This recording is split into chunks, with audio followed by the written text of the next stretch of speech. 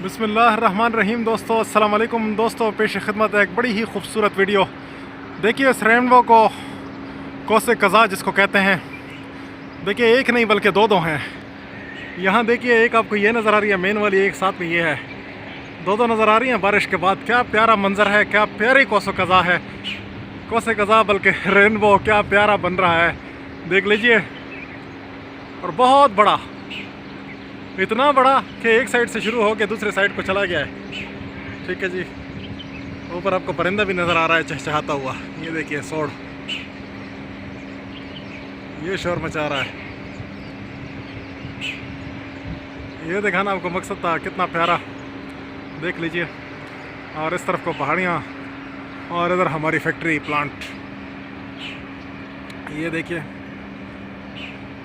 बहुत ही प्यारा मंजर है, बहुत ही प्यारा नज़ारा बारिश के बाद।